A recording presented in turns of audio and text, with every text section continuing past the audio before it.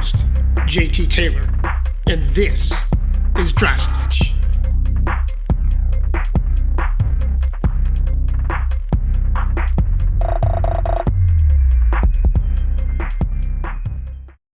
Hey everybody, welcome to episode 2 of Dry Snitch. I'm JT and I'm your host. So I know I said I was going to talk about the do's and the don'ts in the penitentiary and jail systems, but a couple of viewers reached out to me and said, listen, can you tell us a little bit about how you got to jail, how you ended up going to the penitentiary, how you ended up getting on drugs? And I guess it makes sense. So that's what I'm going to do tonight. I grew up in Oak Park, Illinois, which is bordered to the west side of Chicago by Austin Boulevard. That's the Austin neighborhood, actually, and it's a really bad neighborhood. It's crime-ridden, filled with drugs, prostitution, violence, all kinds of things that just make up a bad neighborhood.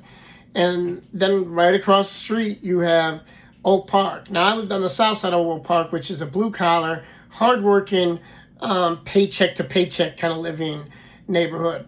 And then there was the north side of Oak Park, where some of it was blue collar, but a lot of it was college educated, white collar people who were more professional and also a little bit more affluent. And when you went to high school, it was Oak Park River Forest High School. River Forest was even more affluent. And in fact, if you look it up in the north side of Oak Park and River Forest, there's probably a lot of houses that belong to mobsters from the Chicago syndicate. And I think they even have a tour there called like Oak Park Mafia Tours or something like that. So if that's the kind of thing you're into, go check it out. I grew up just like any other suburban kid. I played baseball every year from the age of 5 until I think 16, 17 when you had to stop or go pro, and I wasn't going pro, although it was pretty good. Just not pro material for sure. And I loved it. That was were my summers basically. And in the winter I played basketball, football. Basketball stopped at a little bit earlier of age because I'm a little bit vertically challenged, you might say. Yeah, I'm short. In fact, my nickname was Too Short. So that'll tell you a little bit about me as well. Like I said, we were bordered by Austin Boulevard. So that neighborhood was right there, kind of calling on you all the time. To me, at least, I always wondered what it was like over there. What were the people like? How did it feel just walking around over there? It seemed like it was a world away and you could literally spit and hit that side of the street. But I was just an average kid in the suburbs. I mean, I was a paper boy when I was like 11 years old for a few years. Getting up at 5 o'clock in the morning and stuffing newspapers and wrapping them in rubber bands, and you used to have to walk down the street with a wheelbarrow and throw them house to house. My parents always taught me to pretty much have a job. That was something that was impressed upon me at a very young age, just to have good work ethic. So just, a normal childhood. In fact, I think I was 12. Me and my buddy John, we were altar boys for a little bit at a small church in Oak Park. And I remember we would actually put on like Blues Brothers type sunglasses and have the robes for the altar boys and stuff. And we just thought that was so funny and a lot of fun. And that was just like any other kid. And that's how I grew up. I know I got in a little bit of trouble in school. I actually got in trouble for leaving grade school and going to a candy factory.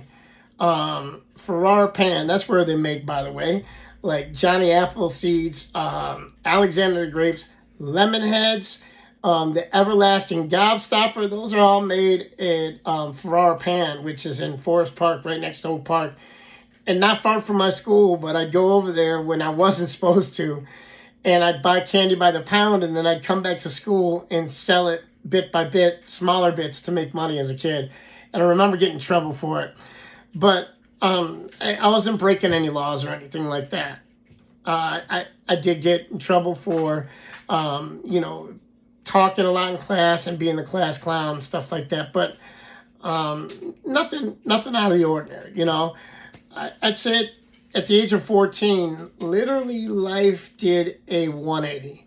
I started working then at a pizza place, and our job was to go out and take these flyers and go house to house and put the pizza menu and flyer on people's doorsteps, okay? And there was a guy who would take us to different neighborhoods every day. I remember we got paid $2.50 cash per hour, and when we got done, they'd give us a slice of pizza and a drink. So that was like, you know, gravy on the mashed potatoes. So we do that, and every day we'd go and hand out flyers. But what we did was we'd go to a neighborhood and we'd do about a block or two of flyers just in case they ever came and checked. We'd take the whole rest of the box and go throw it in a dumpster somewhere. And the guy who drove us to the spot would take us wherever we wanted to go, and he'd tell us, hey guys, I'll meet you back here in, you know, 5, 6, 7 hours, whatever. And we would go off and do what we wanted to do. Now, there was older kids. They were more like 16, 17 years old. And I think one or two was from Oak Park, but the rest of them were from the west side. And I remember every day we'd get in one of their cars and take off after the guy dropped us off. And we'd be driving all over the west side. And I was seeing all about what life was like over there. And to me, it seemed gritty, fast-paced. But it was like, you know, if I could fit in here, then I can fit in anywhere, you know. I thought that I'd be tough if I was able to, you know, fit in without looking scared. And the truth was, I actually was scared. I definitely was the only white person that I saw around there. In this neighborhood, I didn't see any others, that's for sure. And I was a little guy even when I was young, and so we used to go over there, and at that age, I think we'd go and buy a bag of weed, and we'd smoke some weed. You know, I'm like 14. I'm just starting to. I think I drank a couple times with my older cousin, and I think he had, you know, gave me a little bit of some really cheap, crappy weed back then when weed used to have like stems and sticks and seeds in it. Yeah, that was kind of weed we were getting. But I remember going to some old lady's house. I'm not going to say her name, but Mama something, and I'd go to her house, and I thought it was so great that she would sell it to me. Here I was, this 14-year-old white kid in an all-black neighborhood, and at first she didn't want to do it, and then after a while she thought it was funny and cute, and she gave it to me when I bought it, you know. I remember actually going over there on the way to homecoming. I made the limo stop on Austin Boulevard, so they didn't know what I was doing.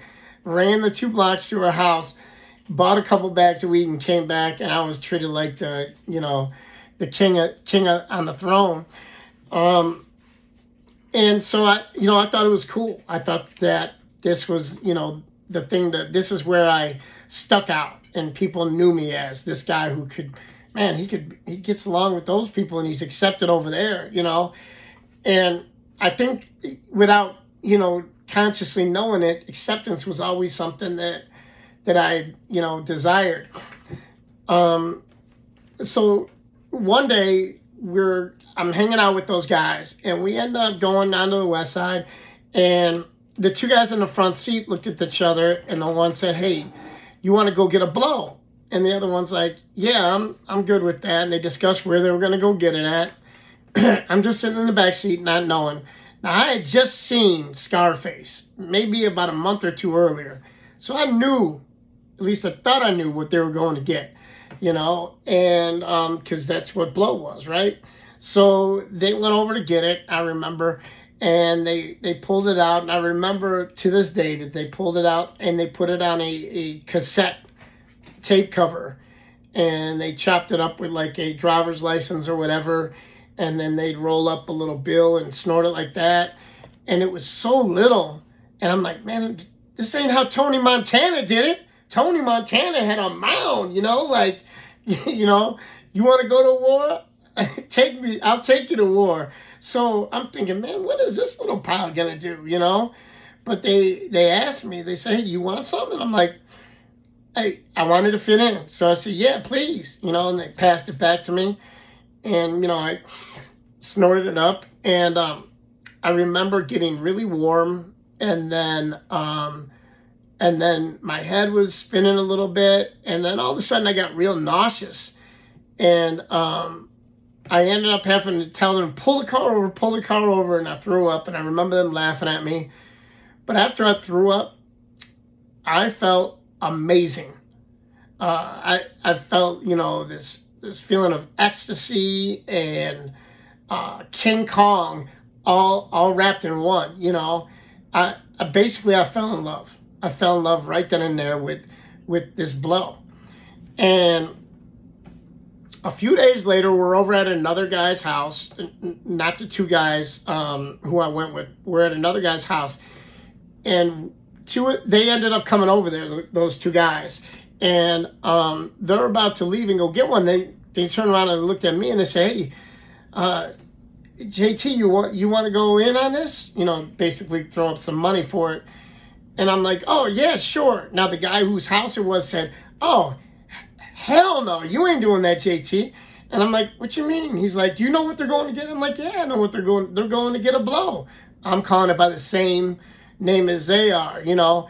And he like, do you know what blow is? I go, man, I know. You know, I thought he was like, you know, like thought I was an idiot or something, right? I'm like, yeah, I know what it is, you know. He's like, what is it? I'm like, man, it's cocaine. And he kind of scuffed to himself. He said, no, it's not, man. It's heroin. I go, man, blow is not heroin. Guys, you got to shoot up heroin. This is white powder. You know, they didn't cook anything on a spoon. They didn't have any needles. This is cocaine. He called those guys into the room. He said, tell JT what blow is. And they said, oh, it's heroin. Just natural. And I thought to myself right then and there, what? I did heroin? And immediately in my head I go, well, I guess it's the guys who shoot it up that really had the problem, because these weren't two quote unquote junkies. You know, these were, you know, guys who showered and bathed and changed their clothes on a regular basis. And surely, you know, they've been doing it for a while, it seems like, because they know right where to go. And they don't live in the gutter, you know. And so I'm thinking to myself, so it must not be dangerous, you know, unless you shoot it. And so I told him, oh, don't worry about me. And he's like, oh, man, you're crazy, you're stupid and all that. I'm like, nah. And so I did it again. And I think I did it, like, you know, back then, I couldn't really afford it, obviously, every day. So I never developed a physical habit yet at this point, you know. And like I said, I was only 14. So a day came and we didn't have the money, but we wanted to go get a couple blows, you know. And by the way, now it wasn't just a blow between three of us. It'd be like two between three of us, and then one each, you know, and then slowly more and more. So we didn't have any money, and they were like, man, what should we do? Well, they wanted to go to, there used to be a store called Sport Mart. And believe it or not, they wanted to steal biking shorts, biker shorts. They had little pads in the butt and everything. And this was in the 80s. Well, biker shorts were like $70 a piece back then. And this, like I said, is in the 80s. So it was really lenient with the return policies. If you didn't have a receipt, you could still get cash back as long as it was under $100. So all of us went into Sport Mart, and you know, they ended up both taking a pair.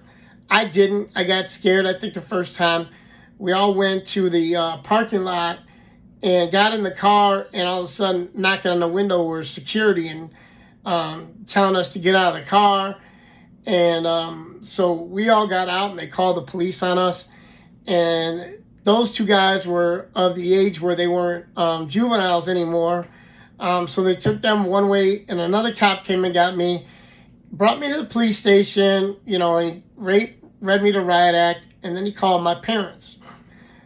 Well, my parents came there, and I remember the door opening and seeing my dad's face, and he looked furious. I'd never seen my dad ever look this mad ever in my life. He looked furious. My mom didn't she didn't see me looking at her, so I didn't see the expression on her face. But they asked the cop if he could go out there. I'm like, what's going on? And they're like, I'll be right back. And he went out there and he talked to them. Then he came back there and he said, I don't know what you've been up to, but your parents, they're not taking you home. They told me that to take you to jail. I said, what? I didn't even steal anything. And they're like, it doesn't matter. You're still being charged with it because you were, participating. I was like, man, he's like, I know you were going to get out, but listen, you'll probably just go for the night. They'll release you at court in the morning. Your parents can come get you. So I know I was scared. They took me to a place called the Audi Home. And I got there, and I don't even remember the first night very well. I just remember that the next morning I went to court, and the judge let me out what was called RUR, released upon request. So that means my parents don't got to pay anything. I don't got to do it. As soon as my parents come here, they're just going to release me. That's the end of the case. Everything's gone, right? So when I got out to court, I looked around and my mom and dad aren't there. So I'm kind of freaking out. I got back and I remember asking, can I use your phone? Now remember, they didn't have cell phones, so I called the house, and I was kind of surprised to hear my mom answer the phone because I thought she'd be there. Well, she wasn't. She was at home, and I told her they'll let me go. Please come and get me. And she said, we're not coming to get you. I said, what do you mean? She said, we're not coming to get you. I'm not talking to you, and hung up the phone on me. Now, remember, I'm 14 years old. They took me back into some little cell. I remember, and I'm not going to lie, I cried like a little baby, I was scared. I didn't see one other kid who looked like he belonged in the suburbs in there. I think I was the only white kid. I was scared. The kids were way bigger than me. And the kids are mean, as you guys know it. So I remember them taking me to a unit and seeing everybody, all of them just staring at me, and they're laughing about stuff. I don't even know what they're talking about. And they put me in a cell. And I remember it was, time to lock up for the night. And I was grateful because I was scared. I was scared that I was going to get approached. And I didn't know what to say if anybody asked me anything. But for that night, they didn't really say anything. I just sat off to my lonesome over on the side. The next morning it comes up, and now I go rush towards the phone because I just know, obviously, my parents left me now 2 nights. Obviously, they're coming to get me. And I called, and I remember my dad answered the phone, and he asked me a few questions like, are you okay? Did anybody jump on you? Or anything like that. And I remember trying to act tough with my dad on the phone. I'm like, no, probably telling him something like, no, you know better than that. They're not going to jump on me. Praying, to God that nobody jump me. I was really a little fella. I wasn't really scared of a fight, but I thought I might get jumped by a bunch of people, And so I'm like, are you coming to get me? He's like, I don't know. I'll talk to your mom. And hung up. I kept calling back and nobody was answering. It was a collect phone call you had to make, so you didn't even know if they answered the phone, if they heard it. You don't know what's going on. Now 3 days ago I'm passed. And I remember going up to the guard and I said, officer, what happens if you got a RUR and your parents never come and get you? And he said, well, after 10 days, you'll be made a ward of the state. And they'll take you to a place called Aunt Sally's house. And I said, is it like this? He said, no, it's not like this. You're not in jail. He said, but you're made a ward of the state, so you're no longer, basically, you're no longer your parents' kid. They're not your guardians anymore. The state is.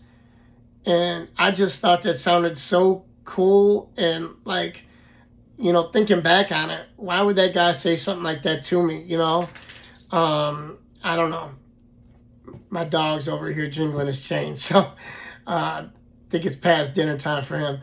But anyway, yeah, I didn't know, what to think anymore. I'm like, my parents, I guess they don't love me anymore. That's how it took to break them. Like, I ain't been in a bunch of trouble. I don't know what's going on. I don't get this. Every night they put me in my cell, and every night I go in there and I cry and cry and cry. And I look outside, and you could barely see. I had to stand on the toilet and look out this crack in this window, and all I could see was barbed wires and parking lot lights. And so, legit, I stayed there until the 9th day.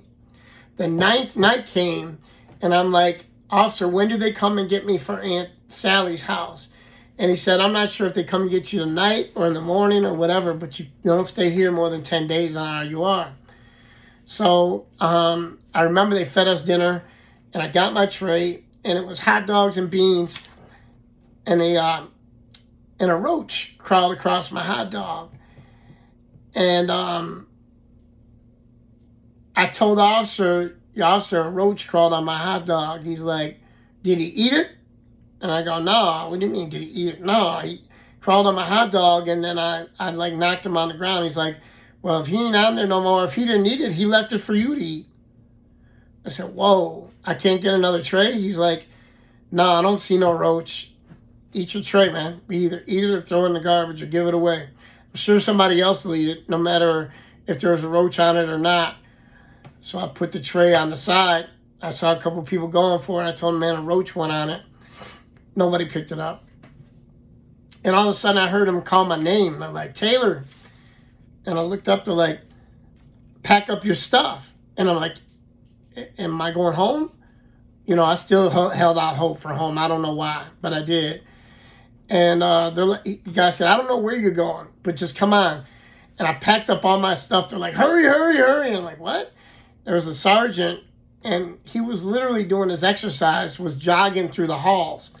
And here I am, this kid trying to drag, you put your mattress, your books, all your paperwork, everything in this thing, and you're trying to keep up with him jogging down the hallway.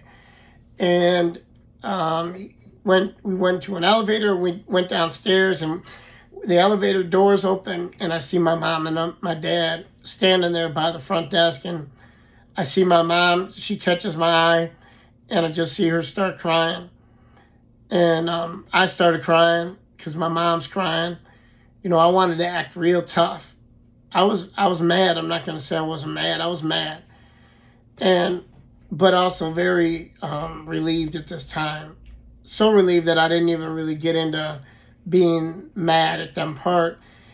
And I remember we got in the car, and my mom was asking what it was like. Did I eat yet? And I told her about the roach, and she started crying and said, oh my God, they gave my baby had a roach on his food and all this kind of stuff, and they wouldn't give him something to eat. I can't believe that. And she was crying. I'm like, is this fake or something? Because she just left me here for 9 days, the first time I've ever been in any kind of real trouble. 9 days and nights, I'm sitting here. I just didn't, I didn't get it. And so, we go home. I remember they took me to McDonald's, got me a Big Mac.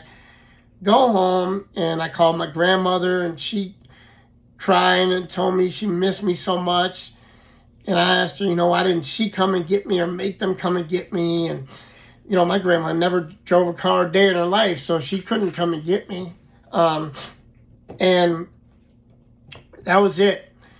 And, I went back to school, and I went back to doing the stuff that I was up to. And, I started just missing school left and right. I wouldn't even go to school. I started going for announcement period. Now it's high school, and you go for the announcement period in the morning, and I'd go to like my first 2 classes, and you either had 4th, 5th, or 6th period lunch. I took 4th, 5th, and 6th period lunch. And just getting all kinds of trouble for school. And then I remember when I was 15, all of a sudden my parents told me that they wanted to send me to military school. And then they found out how expensive military school was, and they weren't able to afford that. So they talked to a friend of theirs who had a lot of connections. He basically went to this place called Mercy Boys Home in Chicago. It's still there. It's called Mercy Boys Home. Mercy Home for boys and girls now. But it was basically like an orphanage. It was for kids who had been made ward of the state. I didn't know this at the time. They went to them and they said, well, we only take in kids who like don't have a mom or dad, or their parents can't take care of them because either they're in jail, strung out on drugs, they've been made ward of the state, they've been taken from their parents. We don't take kids like yours. And basically my parents bribed them. They had a lawsuit going and promised them $10,000 upon the settlement of that lawsuit, which they gave them. And they took me in. Every day you leave from there and you go to your own high school, though. So I'm leaving every day from Mercy and I'm going to Oak Park High School. Traveling through on a bus to a train to a bus every day just to get there. But I'm still hanging around with the same people doing the same things. I'm just coming home to a different place, So I'm there and so here's where it got really interesting. One of the guys, there was 2 floors of boys there. Girls were at a different place, not in the same building. And it was on the west side, and some boy on the bottom floor, he was coming home to Mercy Boys Home, and it was right across the street from the factory that made Fannie Mae candy. And he was coming down the alley where Fannie Mae was, and he saw this guy with dreadlocks take off running as a car full of police were chasing him. And the guy threw a bag underneath the dumpster, and the guy went and he grabbed it. The kid from the boys' home went and grabbed it and brought it inside. Well, he opened it up, and it was just a bunch of tape, a bunch of duct tape, electrical tape, all kinds of stuff, and then coffee beans. And then under the coffee beans, it was all little individual bags of white powder, which happened to be cocaine. And to this day, I believe it was a kilo already bagged up. So there was just tons of these little bags. And the kid from downstairs, he asked around. They said, well, hey, JT goes to school with a lot of rich white boys. Ask him to sell it.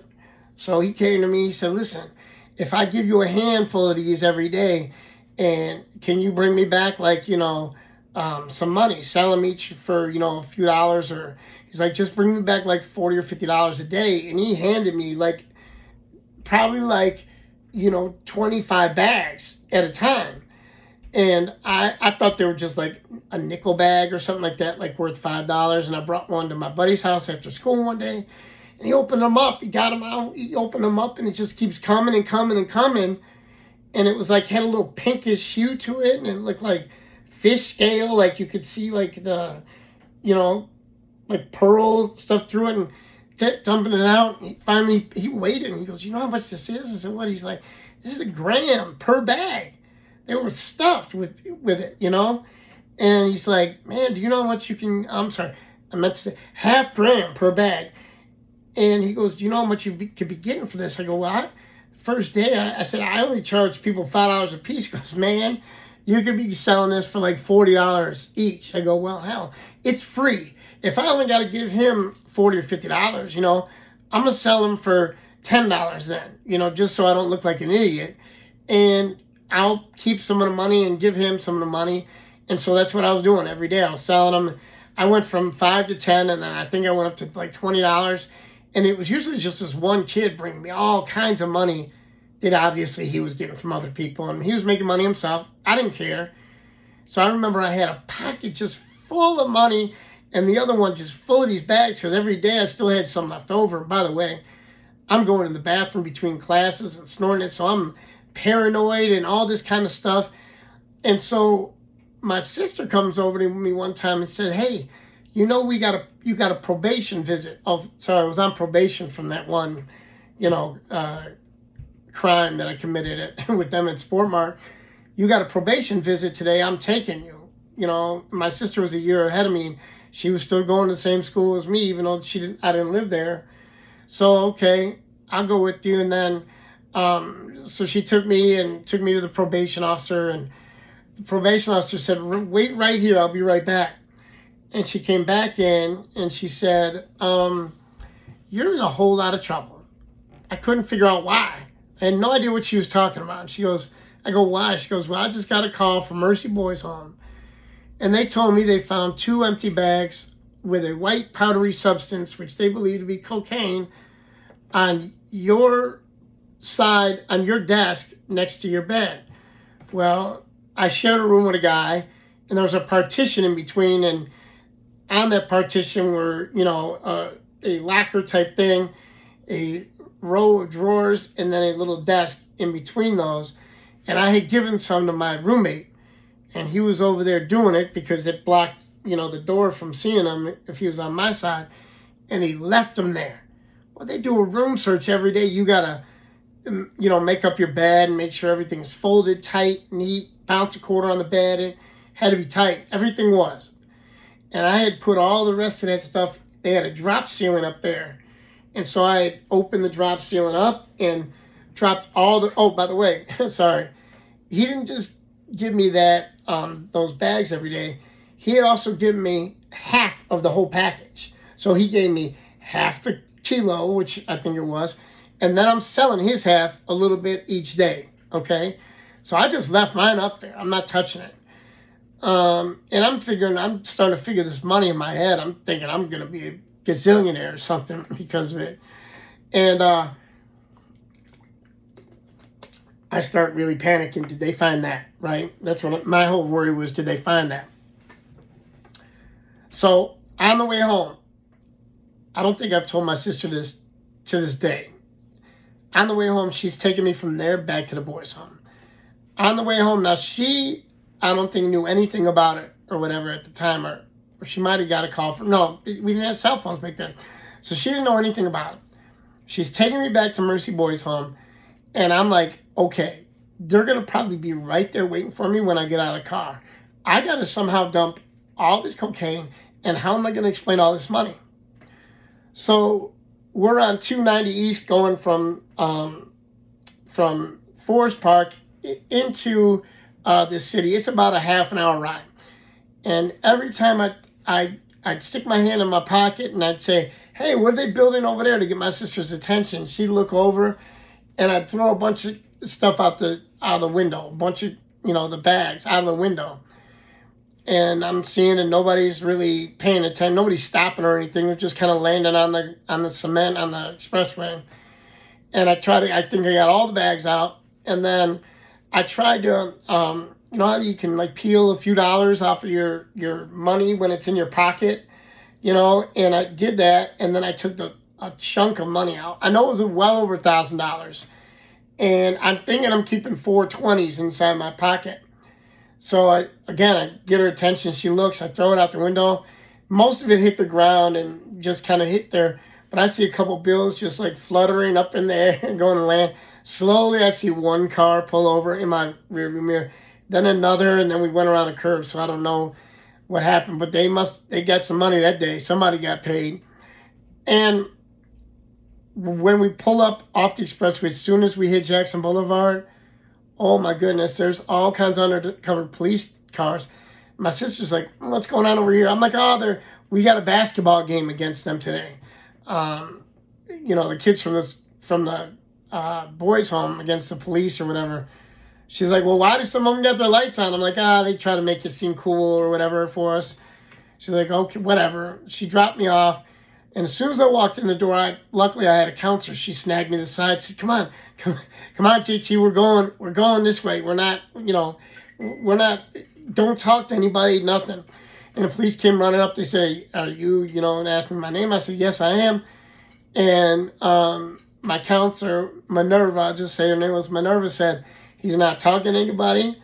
I'm his guardian. I'm acting as his guardian. He's got a lawyer on the way. I'm thinking, well, I guess that answers whether they found the stuff in the ceiling. because they're not coming here off of no 2 empty bags, you know. And so I get back and she goes, I don't even want you to say anything to me.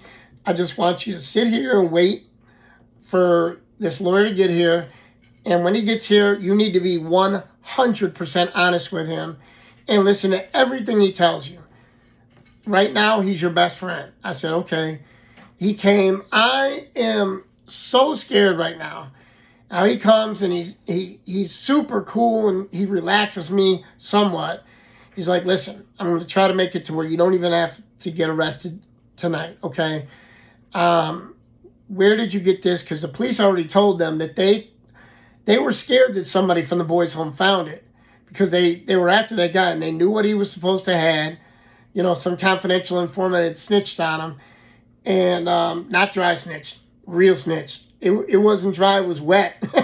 They told everything. And so they were scared that when they threw it under, the worst thing that could happen, they thought was like one of the kids from the boys' home got a hold of it. And that's what happened.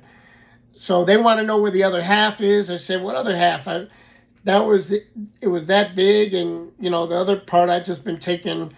And he's like, have you been using any? You better tell me the truth. And I'm like, no, I was scared at first. I told him, no, I hadn't been using any. Literally, the cops had been in that room before there, and there was a strip of tape, and it had a bunch of the little baggies as evidence on there. He literally peeled one off, told me to pour some out and put it on my tongue and swallow it. And he goes, you're going to tell them that you've been using it, that you got a habit with it, that you need help. And if you ask, and let me ask you, have you given it to anybody at school? You know, I'm still don't want to tell on myself. So no, nobody. It's just been me. I wasn't going to tell anybody about this. I was embarrassed or whatever. I thought it was the coolest thing there was, you know. And he's like, okay.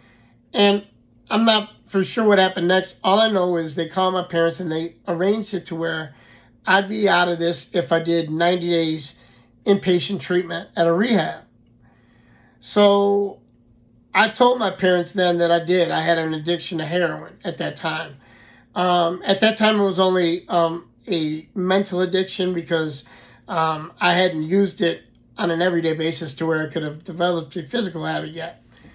So I went and I did my 90 days, and my parents, I remember them taking me there and them saying, you know what, we're proud of you for admitting your problem.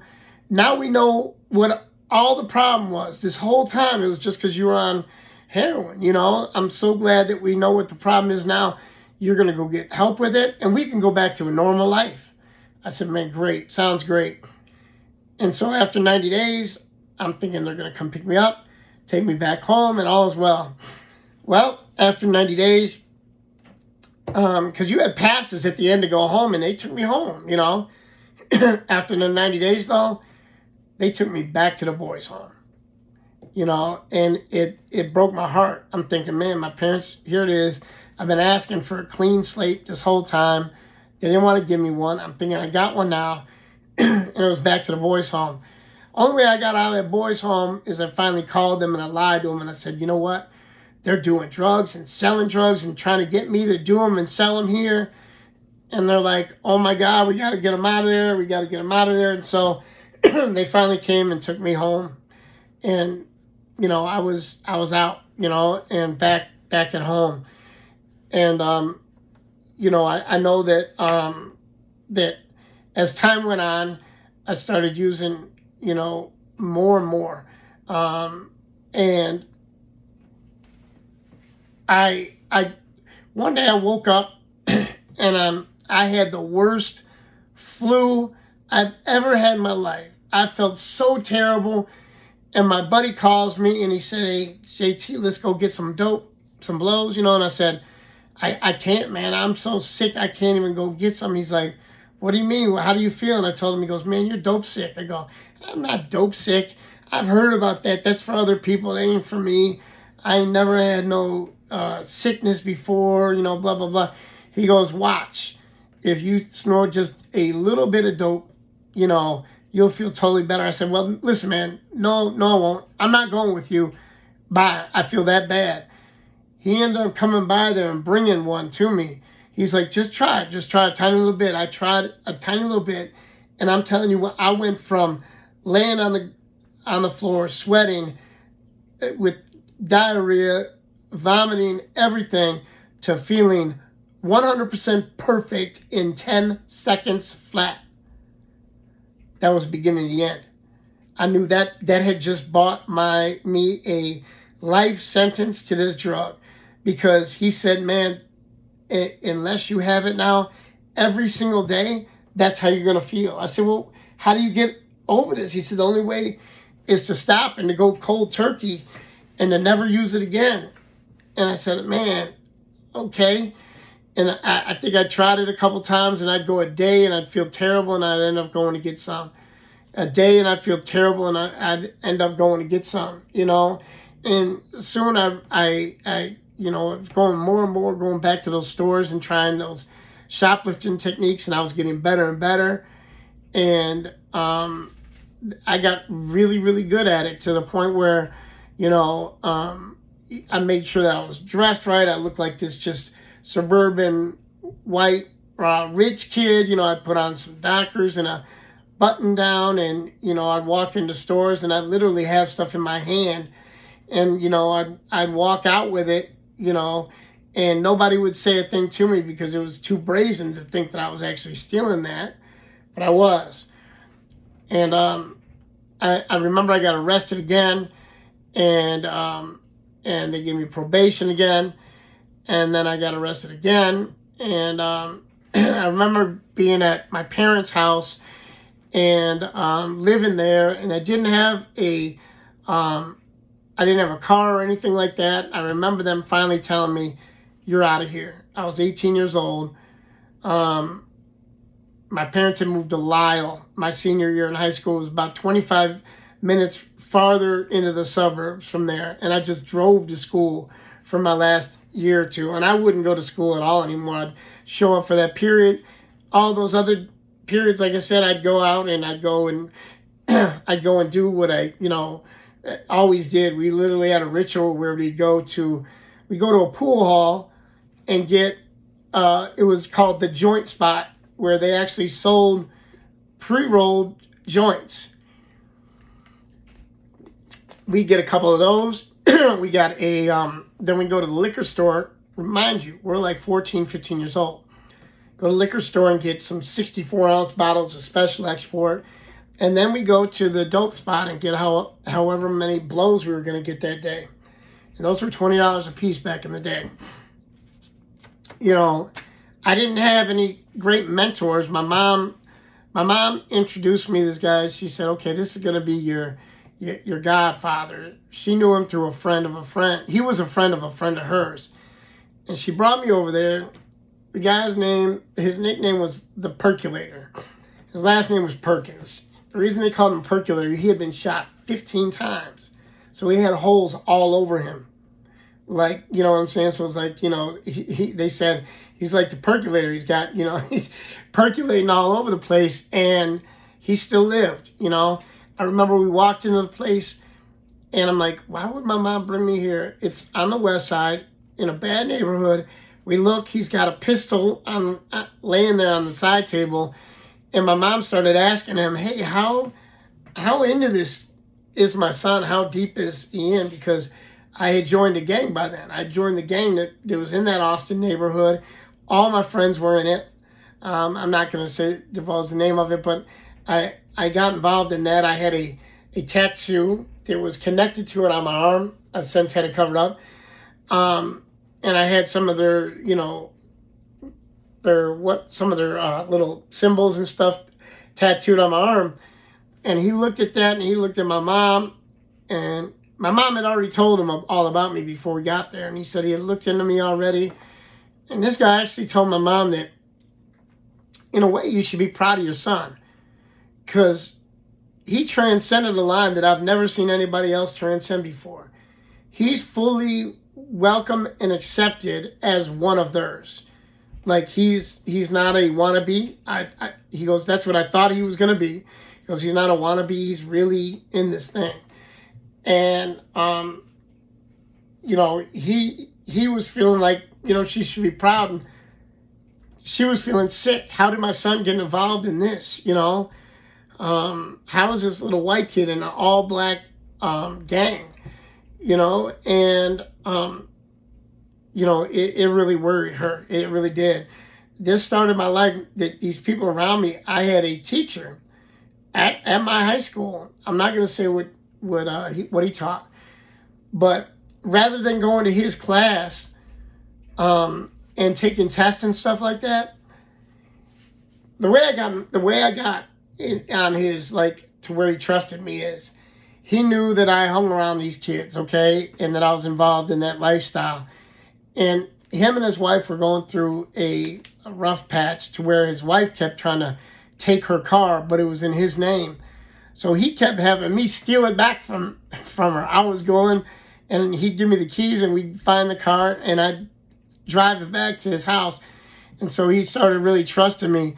And then when it was time to go to class and I didn't want to go, he would actually trade me grades for drugs, bags of cocaine or whatever.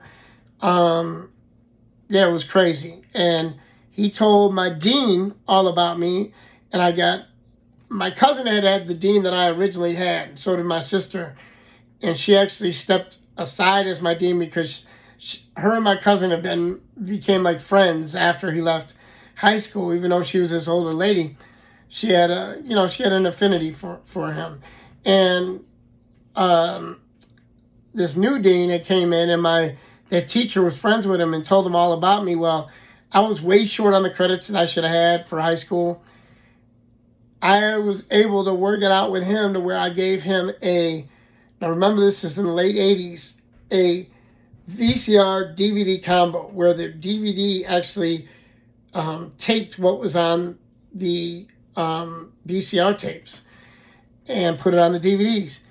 And I remember it was like $1,000. It was $9.99.99 from Sears at the time, and I stole it and gave it to the dean. And for that, he made sure I had enough credits to graduate, but he screwed up because you have to have a certain amount in each cluster at Oak Park River Forest, and I didn't have enough in the one cluster, and so he signed me up for some correspondence class, which I didn't do any of the work for either. And he still tried to give me a diploma, but they wouldn't let me walk across the stage because the teacher made some comment. I told her I was going to put her car on crates, meaning I was going to steal her rims and her tires. She didn't find it funny, and she told me I couldn't walk across the stage, so I didn't get to go to graduation. And even though he said I had a diploma, Oak Park said I didn't graduate. I later had to end up taking a test in Florida.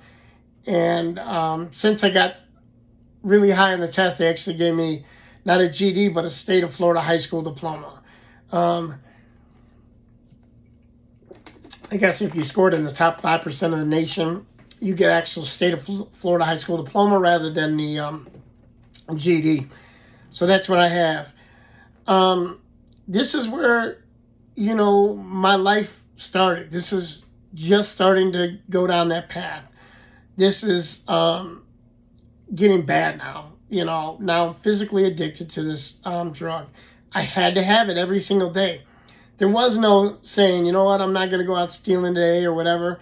Unless I made enough money from, the days past, I couldn't go back. You know what I'm saying? I couldn't go a day without not having it. So I had to keep doing what I was doing.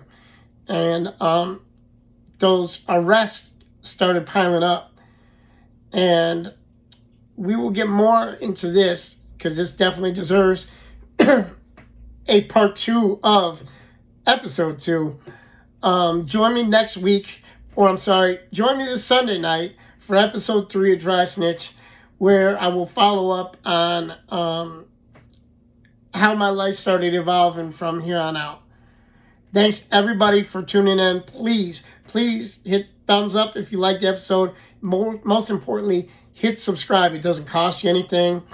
You can turn off notifications if you don't want the bell saying when I downloaded, or the bell will tell you that I downloaded and you won't miss an episode. But please hit subscribe and a thumbs up. Thank you all for tuning in. I'll see you Sunday night, guys. Thanks. Have a great night. Bye.